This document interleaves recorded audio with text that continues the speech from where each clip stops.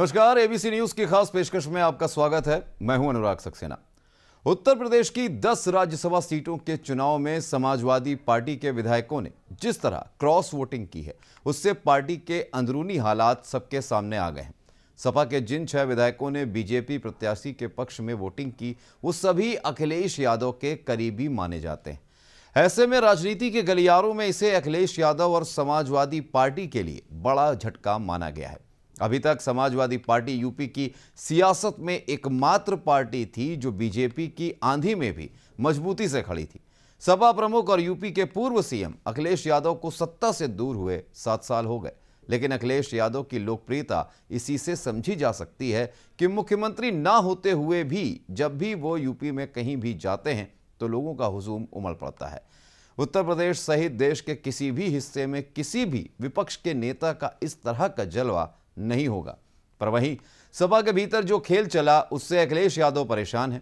अखिलेश यादव और उनकी पार्टी राज्यसभा चुनावों की वोटिंग में जिस तरह से बिखरी है, उसी तरह से देखने में लग रहा है कि सपा कमजोर हो रही है। ऐसा क्यों हुआ, आइए देखते हैं कुछ कारण इस रिपोर्ट में। जमीनी संघर्ष से हटे पीछे, जनता ने भरोसे के हाथ खींचे। उत्तर प्रदेश के पूर्व मुख्यमंत्री अखिलेश यादव और बिहार के पूर्व उप मुख्यमंत्री में बहुत सी समानताएं हैं। दोनों देश के कद्दावर नेताओं के बेटे हैं। दोनों ही अपने पिता की बनाई पार्टी और विरासत को आगे बढ़ा रहे हैं और बढ़कर दोनों की टक्कर बीजेपी से है। लोकसभा चुनावों के मद्देनजर बिहार में तेजस्वी यादव मेहनत कर रहे हैं, अपनी यात्रा निकाले हुए और सड़क पर संघर्ष कर रहे हैं और जनता की प्रतिक्रियाएं भी उन्हें मिल रही हैं। तेजस्वी यादव से सबक लेते हुए अखिलेश यादव के पास भी पूरा मौका था सड़क पर निकलने का और संघर्ष करने का, लेकिन ऐसा नहीं हुआ।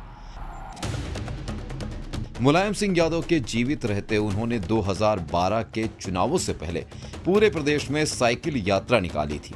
मायावती सरकार के खिलाफ उन्होंने बिगुल बजा दिया था और परिणाम ये हुआ कि 2012 में यूपी की जनता ने मायावती को हटाकर उन्हें सत्ता का तख्त सौंप दिया। पर उसके बाद अखिलेश कभी जनता के बीच नहीं गए।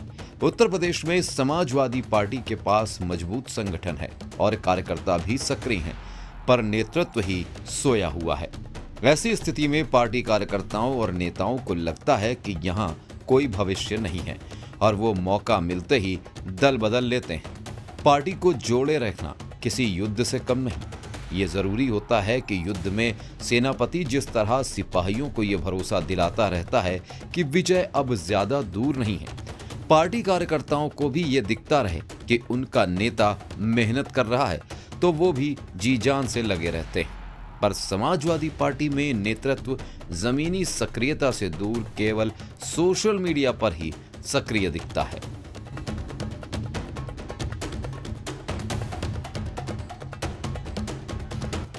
पिता के रास्ते पर अविश्वास, पार्टी की मूल ताकत का नाश।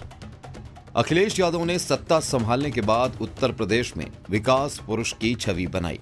इसमें कोई दो राय नहीं कि अपने एक ही कार्यकाल में जितने काम अखिलेश ने किए उतने किसी भी मुख्यमंत्री ने नहीं किए। आगरा लखनऊ एक्सप्रेसवे, कई शहरों में metro, Gomti river front, dial 112 आदि जैसे आज भी उंगलियों पर गिने जा सकते।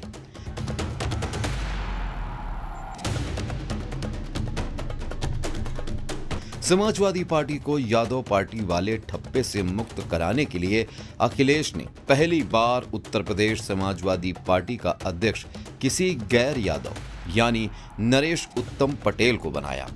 अखिलेश ने अपने पिता के पद चिन्हों पर न चलकर पार्टी की छवि को सुधारने की कोशिश की।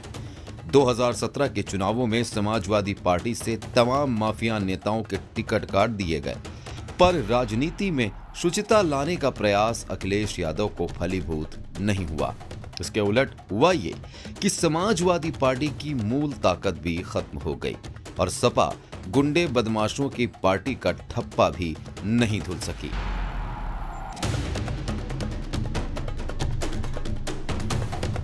राम मंदिर उद्घाटन से बनाई दूरी, कांग्रेस से रिश्ता बना मजबूरी। यूपी में राम मंदिर उद्घाटन पर बीजेपी की रणनीति में अखिलेश यादव उलझ कर रह गए। अखिलेश पहले तो निमंत्रण पर सियासत करते रहे कि निमंत्रण मिला तो वो जरूर जाएंगे। फिर जब निमंत्रण मिला तो ठीक निमंत्रण न मिलने की बात कहकर राम मंदिर उद्घाटन से दूरी बना ली। दरअसल पिछले कुछ सालों में अखिलेश यादव ने अपनी छवि इस तरह की बना ली थी कि वे सभी वर्गों के नेता हो गए। उन्हें पसंद करने वालों में केवल पिछड़े और यादव ही नहीं बल्कि सवर्ण वोटर्स भी उनके बन चुके हैं। लेकिन राम मंदिर उद्घाटन में शामिल न होना उनके लिए काफी बड़ी नाकामयाबी साबित हो गई। एक बड़ा वर्ग उनसे खफा हो गया और यही हाल विधानसभा में राम मंदिर पर धन्यवाद प्रस्ताव में समाजवादी पार्टी के विधायकों के असंतोष से झलका और इसके बाद राज्यसभा चुनावों के मौके पर खुलकर दिख भी गया। गौरतलब है कि अखिलेश यादव के चाचा शिवपाल सिंह यादव ने कहा था कि जब विधानसभा अध्यक्ष रामलला का दर्शन करने अयोध्या जाएंगे तो समाजवादी पार्टी के विधायक भी जाएंगे, पर ऐसा नहीं हुआ। कांग्रेस के साथ गठबंधन के चक्कर में अखिलेश यादव एक बार फिर मंदिर जाने का फैसला नहीं ले सके। अखिलेश को लगता था कि अगर हम चले गए और कांग्रेस नेता नहीं गए तो मुस्लिम वोटों का ध्रुवीकरण कांग्रेस की ओर हो जाएगा, जबकि कांग्रेस की विधायक आराधना मिश्रा खुद अयोध्या के लिए रवाना हो गईं।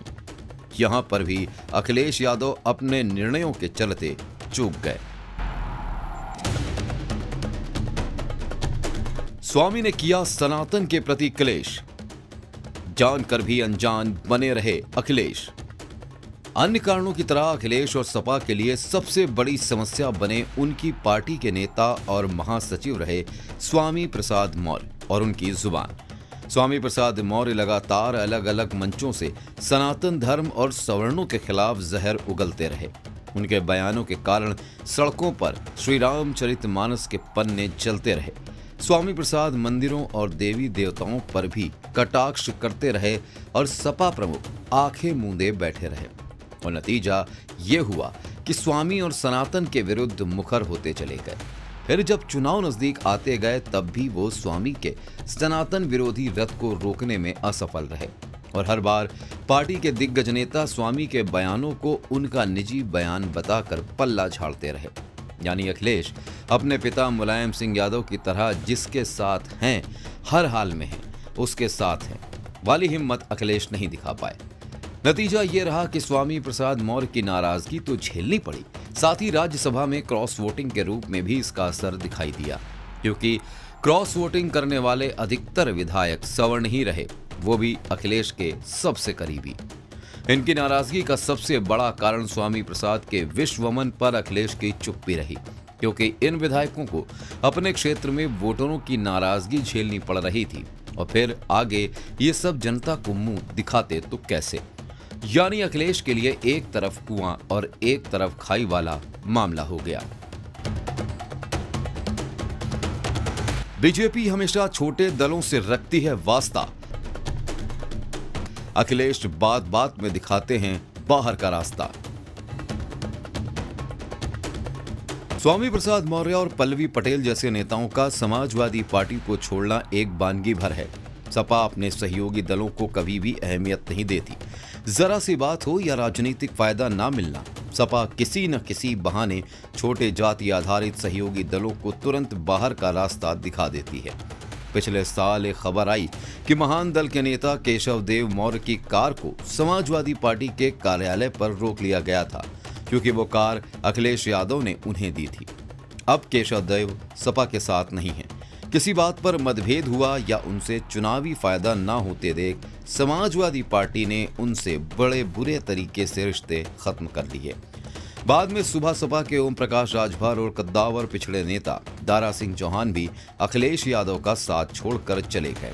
तो वहीं दूसरी तरफ बीजेपी लाख विरोधी स्वर सुनने के बाद भी अपने सहयोगी दलों का साथ नहीं छोड़ती।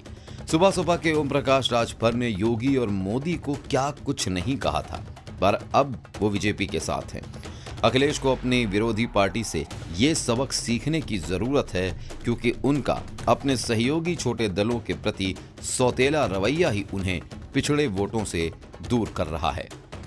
अखिलेश यादव को यह समझने की जरूरत है कि उनकी राजनीतिक लड़ाई बीजेपी से है, जिसकी रणनीति सबका साथ सबका विकास है। और वो अपने सहयोगी दलों के साथ साथ अपने हर नेता और कार्यकर्ता का ध्यान एक परिवार की तरह रखती है, जो उनकी नाराजगी को भी सहती है और उनका साथ भी निभाती है। ऐसे में अगर पार्टी प्रमुख और पार्टी का शीर्ष नेतृत्व अपनी मनमानी करता रहेगा, जनता के बीच जाकर संघर्ष नहीं करेगा, पार्टी के अंदर अपने ही नेताओं की भावनाओं की कदर नहीं करेगा, सही समय पर सही निर्णय नहीं लेगा, तो उस पार्टी के लिए सत्ता का रास्ता कांटों से भरा ही रहेगा। शायद इसीलिए सपा की साइकिल इस राह पर पंचर होती नजर आ रही है। बाकी निर्णय जनता जनार्दन के हाथों में है। देखते हैं जनता किसका साथ निभाती है। फिलहाल इस खास पेशकश में इतना ही। बाकी खबरों के लिए आप देखते रहिए ABC न्यूज।